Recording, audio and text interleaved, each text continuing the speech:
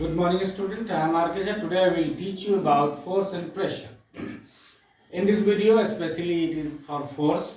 बच्चों, मैं राहुल कुमार झा आज आपको फोर्स एंड प्रेशर के बारे में बताऊंगा। इस वीडियो में फोर्स के बारे में डिटेल में मैं बताया हूँ। सबसे पहले व्हाट इज फोर्स। वैसे जूनियर सेक्शन में आप जानते हैं push and pull is called force, लेकिन सीनियर सेक्शन में या एक यूनिवर्सल डेफिनेशन अगर देखिएगा तो the push and pull which can change और try to change shape, size, direction of motion and change the position of object or moving object to rest and rest object to motion is known as force। यानी force वह push और पुल है जो किसी भी object के shape को size को बदल दे या उसके मोशन यानी मूविंग डायरेक्शन को बदल दे, उसके स्पीड को बढ़ा दे या घटा दे। वो अगर रेस्ट में है तो उसको मोशन में ला दे या मोशन में है तो उसको रेस्ट में ला दे। ये सभी चीज जब हो तो उसको हम फोर्स कहते हैं। अब दूसरा पॉइंट हमने डाल दिया इफेक्ट्स ऑफ फोर्स, जो कि ज्यादातर बुक में रहता है। तो देखिए force can change shape and size. Shape और साइज दोनों बदल देता है। जैसे मान लीजिए यही मार्कर है, इसको हम फोर्स लगा करके देखिए इसके साइज को घटा दिए हैं। अब ये जो जुड़ा रहेगा तो इतना लंबा है, हटा दिए, मैंने फोर्स लगाया, घिस दिए, नीचे छोटा हो गया। अगर जैसे रोटी बनती है तो उस समय देखिए आटा का साइज चेंज होते रहता है। इसके अलावा हम कॉज मूवमेंट, यानी अगर हम इसको लुढ़का देते इस मोशन में आ जाएगा, अभी रेस्ट में है, तो फोर्स जो है मूवमेंट भी कॉज करता है। चेंज द स्पीड, फोर्स क्या करता है, स्पीड को बढ़ाता है या घटाता है। जैसे बैट्समैन बॉल, जब एक बॉलर बैट्समैन की तरफ बॉल फेंकता है तो मान लीजिए 200 के स्पीड से, बैट्समैन फिर उसके स्पीड को या तो बढ़ा देगा या घटा देगा। अगर वह रोक देता है बॉल को तो वह 10 के स्पीड में आ गया, अगर वो स्पीड में मारता है तो 200 के स्पीड को वह 500 में कर देता है। यानी फोर्स जो है स्पीड को चेंज करता है। इसके बाद change the direction of force. तो एक बैट्समैन क्या करता है, फोर्स के डायरेक्शन को भी बदलता है। जैसे बॉल उसके तरफ आती है और वह मार करके फिर से दूसरे दिशा में उस बॉल को भेज देता है। तो डायरेक्शन भी फोर्स चेंज करता है। तो बच्चों हमको लगता है फोर्स का डेफिनेशन अच्छे से जान गए। इसके बाद है types of force. Types of force में देखिए बैलेंस्ड फोर्स, अनबैलेंस्ड फोर्स। ये सीनियर सेक्शन में ज्यादातर मिलता है, इसलिए हम इसको मेंशन कर दिए हैं। Balanced force when equal and opposite force act on an object. यानी अगर मान लीजिए कोई ऑब्जेक्ट है, इस पर इधर से भी 5 न्यूटन का फोर्स लगे और इधर से भी 5 न्यूटन का फोर्स लगे, तो ये जो है बैलेंस्ड फोर्स है। अनबैलेंस्ड होता है when unequal and opposite force act on an object. मान लीजिए ये एक ऑब्जेक्ट है, इधर से इस पर 5 न्यूटन का फोर्स लग रहा है और इधर से मान लीजिए 2 न्यूटन का फोर्स लग रहा है, तो ये ऑब्जेक्ट इधर की तरफ खिसक जाएगा, तो इसको जो है अनबैलेंस्ड फोर्स कहेंगे।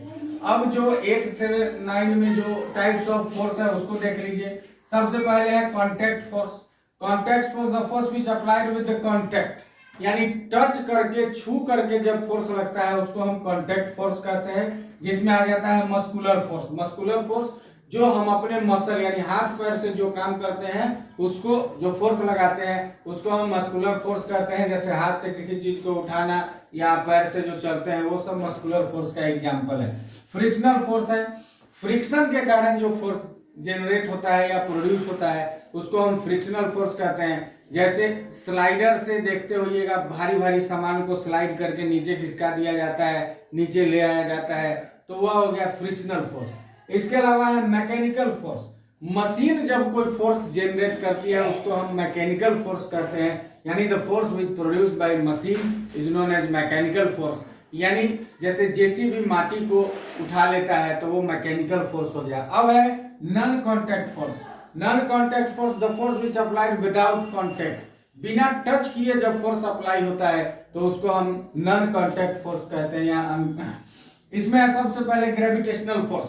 बच्चों किसी भी ऑब्जेक्ट के वजह, मास के वजह से जो फोर्स जनरेट होता है, यानी किसी भी ऑब्जेक्ट का जो ग्रेविटी होता है उसके वजह से जब फोर्स अप्लाई होता है तो उसको हम ग्रेविटेशनल फोर्स कहते हैं। जैसे अर्थ बहुत बड़ा ग्रेविटेशनल फोर्स रखता है अपने अंदर। तो जैसे देखते हैं आम जब पक जाता है तो अपने आप जमीन पे गिर जाता है, या बॉल या कोई भी पत्थर को हम ऊपर फेंकते हैं तो वह अपने आप नीचे आ जाता है। फेंकने के टाइम में तो हम अपना फोर्स लगाते हैं, लेकिन जहाँ हमारा फोर्स 0 होता है वहां से वो ग्रेविटेशनल फोर्स के कारण नीचे आ जाता है। तो ये ग्रेविटेशनल फोर्स है। इसमें पृथ्वी सटी नहीं है बॉल से, लेकिन बॉल को खींच लेती है। दूसरा है मैग्नेटिक फोर्स, जब मैग्नेटिज्म के कारण फोर्स अप्लाई करता है उसको हम मैग्नेटिक फोर्स कहते हैं। जैसे किसी लोहा को खींच लेना अपनी तरफ, वह मैग्नेटिक फोर्स कहलाता है, मैग्नेट के द्वारा। इसके बाद है इलेक्ट्रिक फोर्स या इलेक्ट्रोमैग्नेटिक फोर्स। ये यहाँ देखिए हम दोनों अलग अलग लिख दिए हैं। इलेक्ट्रिक फोर्स है the force which produced bye electricity.